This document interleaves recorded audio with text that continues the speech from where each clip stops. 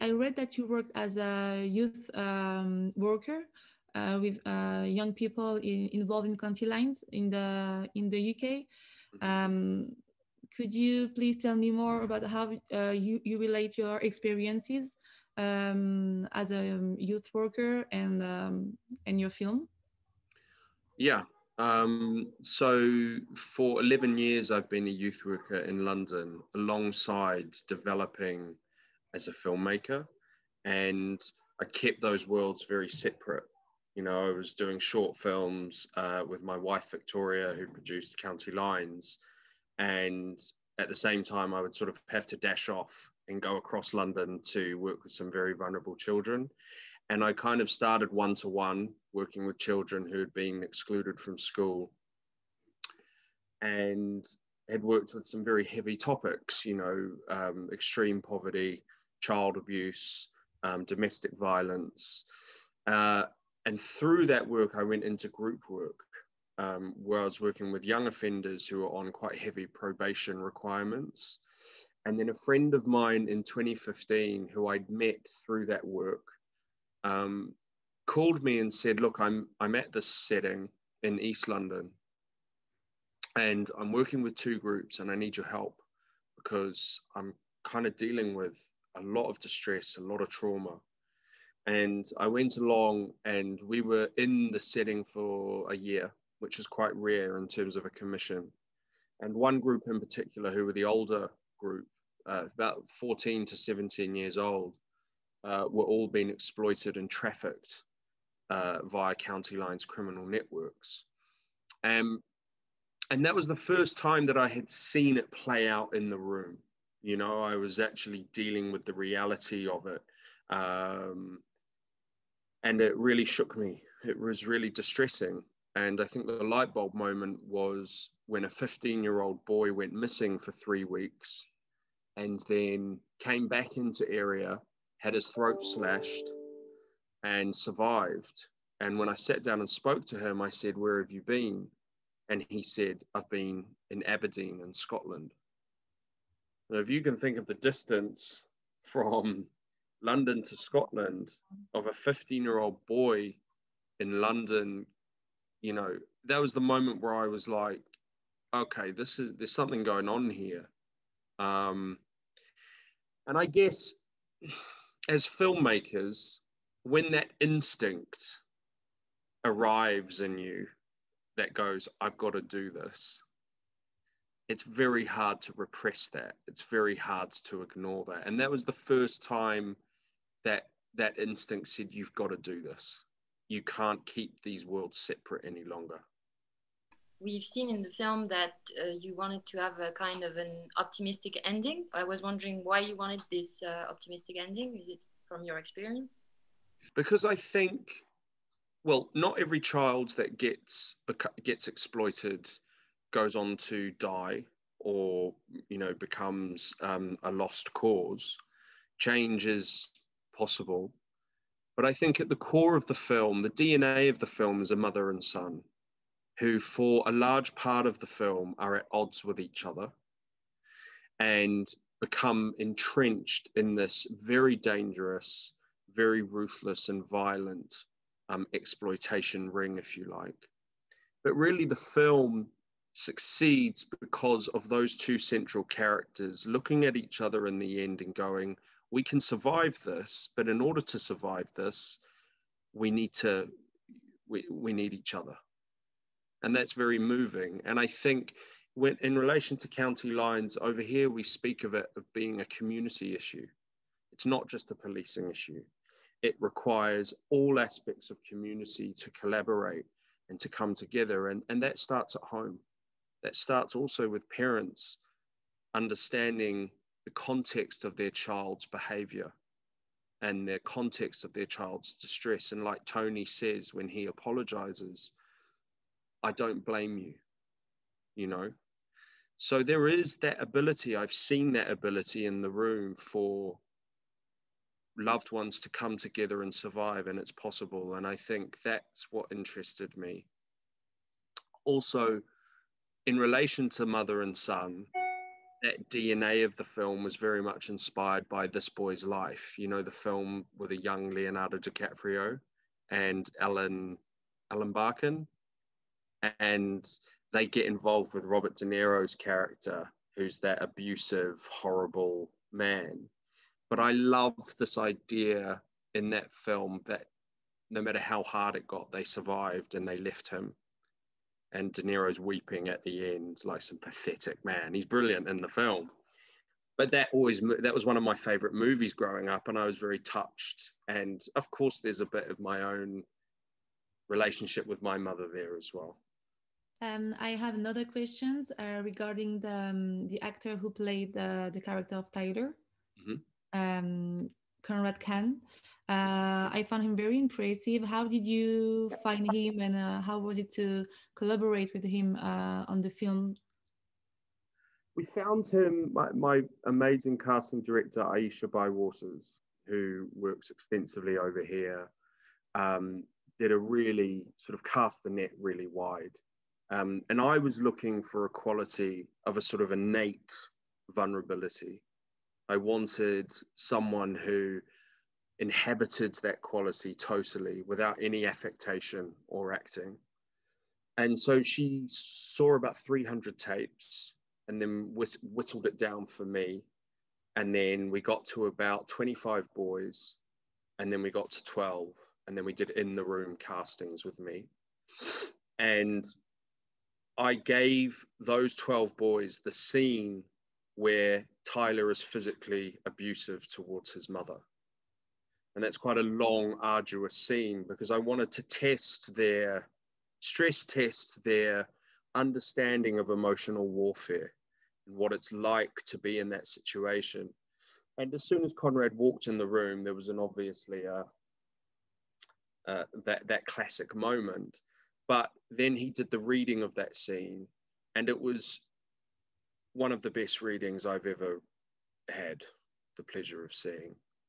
And so I knew he'd understood those mechanics. And then it was a case of saying to him and trying to establish, can he do this again? Can he repeat it?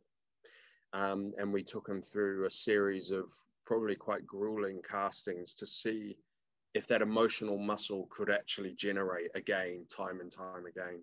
And it did. And I think one of Conrad's great talents is that he's a very good listener, you know, and I believe as actors, if you're not listening, you can have all the tricks in the box, you can have all but if you don't listen, then we're not getting anywhere. And he's a beautiful listener. He listens with his whole instrument, his whole being. And that allowed us to get very far very quickly. Was he cast first, or was it after the other actors? I'm thinking that they're more professional, like Harris Dickinson or the mother. Yeah, Harris was actually attached to the film a year before we shot. Okay. So he stayed very loyal to the film, because, you know, at that stage in his career, which was going that way, he didn't need this project, quite simply. So he was very loyal to me and the material.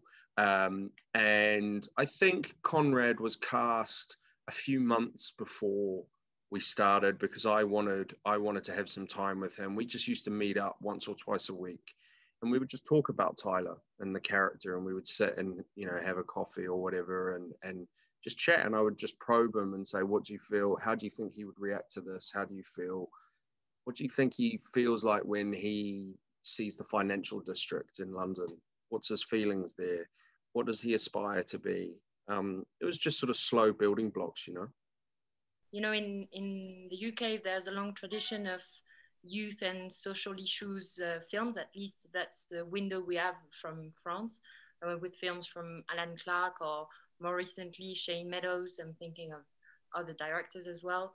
I was wondering if that's something you wanted to relate to when you were writing, or what was your relationship to that kind of tradition? No, I had no attachment to that tradition. Because I think with this film, purely because of my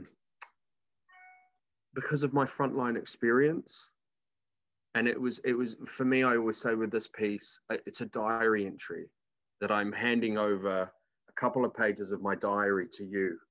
And, you know, often with a diary, it has the good, the bad, and the ugly.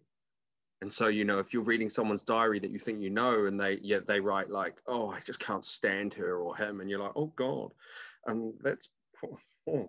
But that was the intention. If anything, the films that inspired it were Celine Sciamma's work, you know, Girlhood, Tomboy, those films that I felt were investigating quite tough themes and ideas, but wrapping it in a really beautiful, authentic lyricism. And the performances were just so magnificent that I was like, I want that. You know, and there was a real intellect weaved through those films as well, because she's such an astonishing screenwriter. I've seen that the location is quite particular in the film, from the apartment that is quite claustrophobic to the seaside where you still feel that Tyler is quite imprisoned. How did you work on the locations, and why did you want these specific ones? Very good question.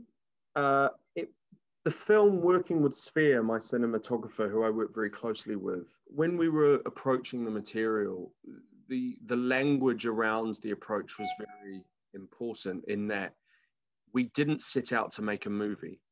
I was like, I don't want to make a movie about this. You know, what I want to try and do is essentially create a visual document of my experiences and of the characters. And of course, that leads you down a different road. And then I've always loved, my mother introduced me to photography, and Sphere loves photography. So we were really driven by a more photographic approach. And even with the aspect ratio, which is the true 35mm still frame aspect ratio. And photographers like Nan Goldin, the American photographer, William Eggleston, Masahisa Fukasi, the Japanese photographer, Bill Heido, Bill Henson, Todd Heido. I always mix those two up. A brilliant British photographer called Hannah Starkey. So when you approach a movie through that way, every choice location-wise you're going to choose as a sort of portraiture moment of what is happening to the character. And so the locations had to work in line with that approach. And the flat, the visual idea with the flat was, this family are compartmentalized. There is no togetherness. So the flat had to dictate that idea. And we needed somewhere that was partitioned, so you could actually visually separate the characters in a very small space because of the socioeconomic reality. And then through the film, at the end of the film, they sit around and have dinner together, and those walls have gone because there has been an emotional and psychological recognition of the need for each other. But it's all wrapped in this kind of approach, which is trying to create a evocative portraiture book of the issue, if you like. And yeah, I want to make a movie. as stupid as that sounds, you know. No, it's successful, no worries. It worked perfectly in the film. It's not a question, but I really like the way how you depicted the character played by Harris Dickinson, because he's not, well, of course he's involved in the trafficking, and he's hiring Tyler, but at the same time we know that someone also hired him when he was younger, and so he's the perpetrator, but he's also a victim of that system. And I really like the fact that you didn't blame him, and try to show an image that was constructed with the good and the bad of the character. Yeah, well, I mean, I never think it's helpful to make monsters out of people, because I think that's a very easy way of casting aside the many different aspects of humanity, of which there are very many dark ones and oppressing them and making them monsters, I don't think helps. I've worked with boys like Simon. You know, I know them for real. And I had a responsibility there to portray them as a human being. Because as much as he is a predator, he also, in his mind, is heavily justified for what he's doing. And when you work with someone like Simon, it's alarming when you hear them speak from their position that you actually go, I don't condone what you do, but I can somehow understand the logical arrival of that behavior. Does that make sense? Yeah. What are you working on currently? Do you have any other projects? Can you tell us more about it? I'm working on a ghost story, a contemporary ghost story, a sort of art house contemporary ghost story, hopefully set in Nottingham in the UK, and with a very successful chef mother who's like runs a boutique restaurant, and a stepdaughter who is the front of house manager of the restaurant, and there is a ghost. And I was talking about this earlier. If you were to put Atlantiques, shoplifters, burning, and David Fincher's Zodiac in a pot and stir around, hopefully this is what it's going to be. Sounds like a good mix. I would hope so. I mean, I love those films deeply, you know. Okay. Can't wait to see it. Yeah, thank you. Well, jury's out as to whether I even get to make it first. Well, thank you, Henry. Okay. It was a pleasure.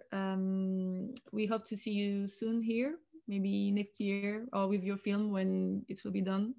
Okay. It was really nice to meet you and to discuss about your film. Oh, well, thank you for the interest and the support. I really appreciate it. And thank you for the interview. You're wonderful. Thank you. Thank you. All right. Bye-bye. Bye. Bye.